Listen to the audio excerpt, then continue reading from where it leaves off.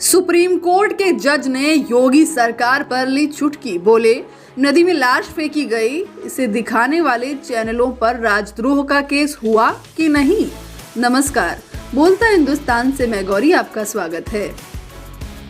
इन दिनों देश के सामने एक ऐसी खबर आ रही है कि व्यक्ति असहज हो जा रहा है और इन खबरों पर जिस प्रकार की प्रतिक्रियाएं राज्य सरकारें दे रही हैं, उस पर सुप्रीम कोर्ट ने भी आज चुटकी ली और व्यंग्यात्मक प्रतिक्रिया दी है। सुप्रीम कोर्ट ने कोरोना संक्रमण की वजह से मर रहे लोगों का सम्मानजनक प्रक्रिया के तहत विधि विधान से अंतिम संस्कार न होने पर सुनवाई करते हुए कहा कि हमने एक वीडियो देखा है जिसमें नदी में शव को बहाया जा रहा है। हमें नहीं मालूम कि जिस भी चैनल ने इस वीडियो को दिखाया है अब तक उसके खिलाफ राजद्रोह का मुकदमा दर्ज हुआ है या नहीं।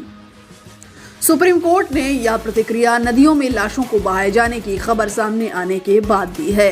देश में कोरोना की दूसरी लहर के दौरान मरीजों के इलाज की बेहतर व्यवस्था, प्रबंधन और वैक्सीनेशन की नीति को लेकर सुप्रीम कोर्ट में सुनवाई चल रही थी। इस दौरान वकील मीनाक्षी अरोड़ा ने कोरोना से मर रहे लोगों की लाशों का सम्मानजनक तरीके से अंतिम संस्कार का मामला उठाया।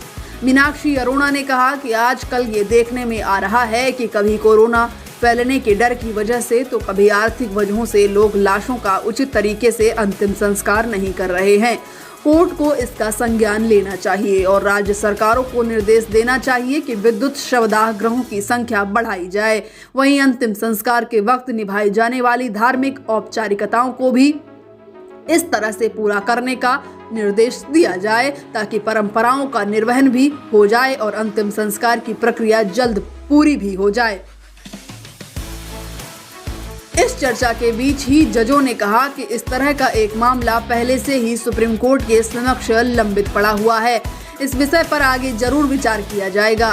वहीं इस मामले की सुनवाई कर रहे 3 जजों की खंडपीठ के अध्यक्ष जस्टिस DY चंद्रचूड़ ने यूपी की नदियों में बह रही लाशों के वीडियो की चर्चा कर दिया। जस्टिस ने कहा कि हो सकता है कि इस वीडियो को दिखाने वाले न्यूज चैनल पर अब तक राजद्रोह का मुकदमा दर्ज हो गया हो।